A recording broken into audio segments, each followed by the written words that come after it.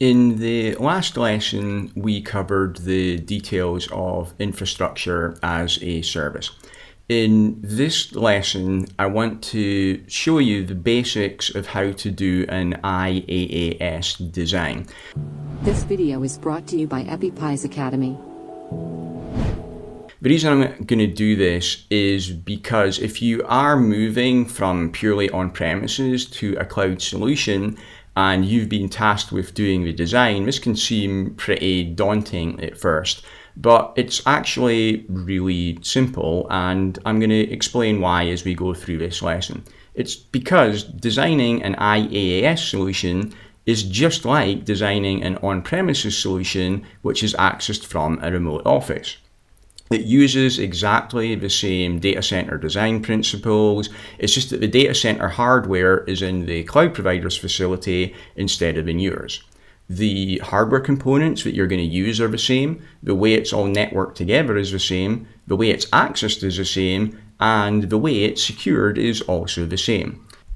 If you remember back from the broad network access lesson, we covered how the network looks like in a traditional on-premise solution when we're accessing our servers in the company data center over on the left here from branch offices over on the right, or from teleworkers working from a hotel or from a home, for example. So that's how it looks like. That's how we do the network design for a traditional on-premise solution. And how the network looks like for a cloud IaaS solution is this. It looks exactly the same. The only difference is that the servers are now in the cloud provider's data center rather than in our data center. So for doing the design, really we do the design just the same way as we've always done it traditionally. So let's have a walkthrough of doing this. And in the example, I'm going to use a pretty standard 3-tier e-commerce application.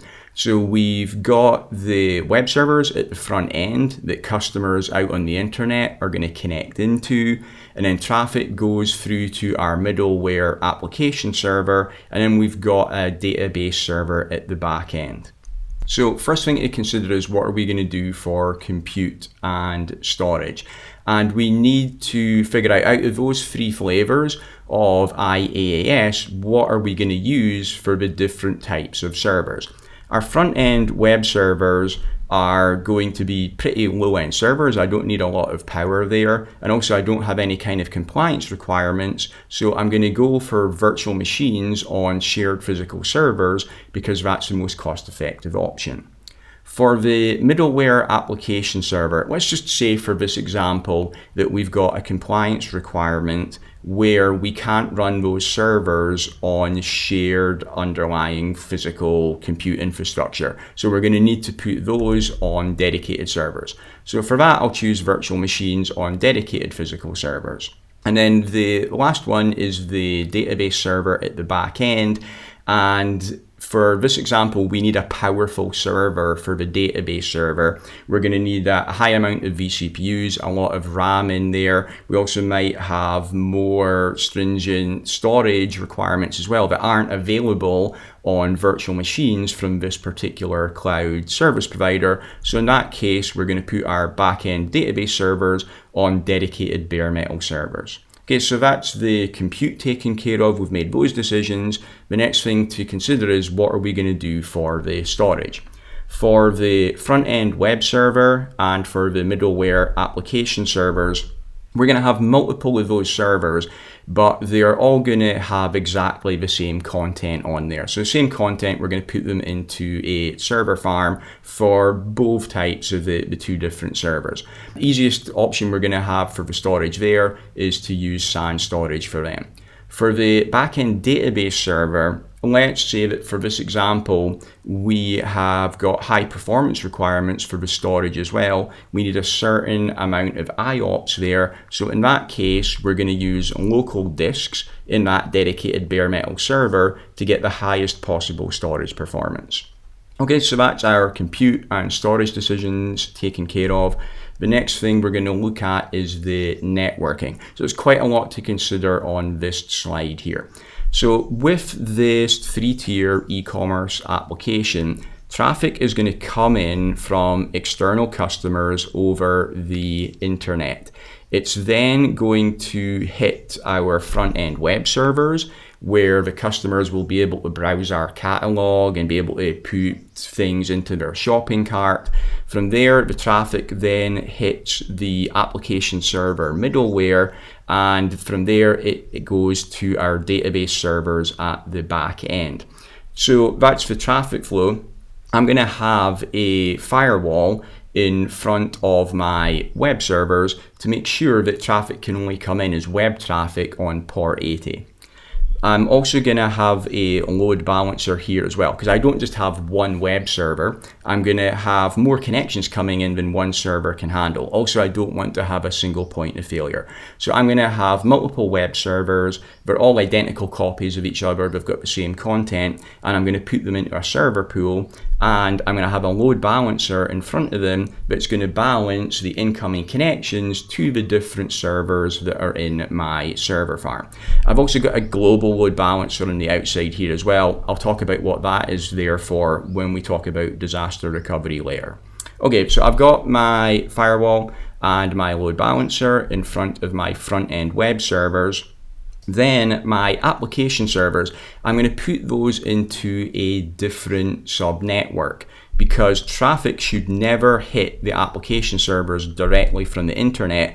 I'm going to have a firewall in front of them, and they're going to be in a different subnet, and traffic is only going to be allowed to get to the application server if it's come from the web servers and it's coming through on the correct port number. So I'm doing that to secure them. Again, I don't just have a single application server. I'm going to have multiple servers there to handle the volume of traffic, and also because I don't want a single point of failure. So again, I'm going to have a load balancer in front of my application servers to load balance those incoming connections to them. Then at the back end, for my database server, again, traffic should not hit the database servers directly from the internet or from the web servers. I'm going to have a firewall in front of them. I put them in a different subnet, and on my firewall rules, I allow traffic from the application servers on the correct ports. I don't have a load balancer in front of my database servers because for this example application, that is handled within the application itself. I'm going to have at least 2 database servers because I don't want to have a single point of failure. Other things to talk about here, the server farms can be automatically scaled. With those web servers and the application servers, they're identical. They've got exactly the same content on them. So I can build an image of those ahead of time. Then I can configure a threshold where I say that if the load on my existing servers goes above a certain level, I'm going to automatically spin up an additional server and add it to the server pool. And again, the load balancer will add it to the servers that it's going to be sending the incoming connections to. So this is great. I can automatically scale up and scale down the amount of servers I have in line with the current demand. Okay, with the traffic flow we discussed there, that was for traffic coming from external customers to do their shopping. We also need to consider management traffic as well, because our own IT engineers are sometimes going to need to get onto those servers to do maintenance. So for incoming management connections, our engineers can either use a VPN, a virtual private network over the internet, or we could set up a direct connection from our office into the cloud provider's facility. Next thing to talk about is backups. So we need to consider these, again, the same way as we would with an on-premise solution. Super importantly, the cloud provider will not automatically back up your data. This is another bit of a misconception or misunderstanding some people have about cloud. They think if they have their servers deployed as a cloud solution, it's in a hardened data center, there's no single points of failure, backups will be automatically taken as well. That is not the case. The service provider is not going to back up your data by default. You need to provision that. The data center is a hardened facility with no single points of failure if you've designed your solution like that, but that doesn't protect your data against regional disasters, the entire data center going down, or data corruption. If we look back at the previous slide, you see with my database servers here, I've put 2 of them in there for redundancy, but if my data gets corrupted, it's going to get replicated between both of them. It's going to be corrupted on both servers, so having 2 servers isn't going to help me. I need to take backups in case I need to do a restore from a previous version. You have network connectivity to the cloud facility, so one of the ways you could configure your backup is you could back up back to your on-premises office and use your existing backup solution. So you could back up to tape in your office, for example, if you wanted to. You can also back up to the cloud provider storage. If you are going to back up your data to the cloud provider storage, make sure you're backing up to a different data center than where your servers are located. Again, we might have that regional disaster. If we lose the entire data center, it's not going to help us much if our backups are also in the same data center. Data should always be backed up to an offsite location. Next thing to talk about is disaster recovery. If the data center is lost, you'll be able to recover to a different location, to a different data center from those backups as long as they were stored off-site. In that case, you'll lose all new data since the last backup was taken. So we're talking about RPO here, the recovery point objective. What RPO means is, in the worst case scenario, how much data could you lose if you have to restore to a different location? So for example, if you're taking backups every night, your RPO would be 24 hours, because worst case scenario would be you have the disaster just before you take the next backup. So all of the new data that was written today since the last backup is going to be lost. Best case scenario would be that the disaster occurs just after we'd taken the backup. But when we talk about RPO, it's the worst case scenario we talk about. So if you're recovering for backups and you take a backup every day, your RPO would be 24 hours. It could take a significant amount of time to deploy the infrastructure in the new location and restore the data as well. So just like we've got the RPO, the recovery point objective, we need to consider the recovery time objective as well. Using our same example again, let's say we're going to just restore from backup, so our RPO is 24 hours. But when we do fail over to the new location, it's not like bang, we can just click our fingers and everything's going to be back up and running.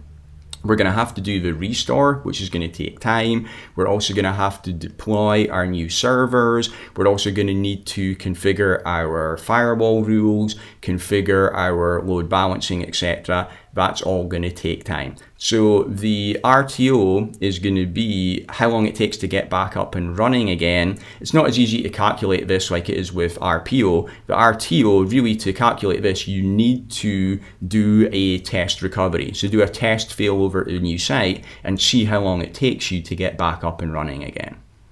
Okay, so if we are just restoring from backups, you can see there that the RPO and the RTO is going to be quite long, and that might not be acceptable. You may want to provision a disaster recovery solution to reduce the RPO and RTO. So that's what we're doing here. You can see over on the left, this is the same cloud solution that we deployed already. So this is the main site here. Customers are going to be coming in over the internet, and we're going to be hitting our 3-tier application in the main cloud data center on the left. But we want to have a fast disaster recovery solution available as well. So what we're going to do for that is, in a different data center, we are going to provision web server, application server, and database server, and configure our load balancer and firewall rules as well. So we're going to have infrastructure already set up ahead of time, so if we do have to fail over, this is going to give us a fast RTO, because we're ready to fail over when we need to. We're also going to need the data to be available in that disaster recovery site as well. So we're going to need to replicate the data from the database servers on the left in the main site to the database server in the DR site. I don't need to replicate my web servers and application servers in this example because they're just using static content, so I can deploy these from images. The last thing to mention here is my global load balancers. they're there to direct incoming connections to the correct data center. So in normal operations, incoming connections will get directed to the main site. If the main site goes down, I will fail over to the DR site and my global load balancer will direct new incoming connections there. You only need the global load balancer if you've got a disaster recovery solution. If we only had our service running in one site, we wouldn't need that component. Now, obviously, if you're going for this kind of disaster recovery solution rather than just backups, it's going to be more expensive because you do need to deploy additional infrastructure in the disaster recovery site, but this is going to give you reduced RPO and RTO. We're typically not going to deploy exactly the same infrastructure in the disaster recovery site as in the main site because this is just a backup site. We'll just put minimal infrastructure in there to give us the most cost-effective way of doing this.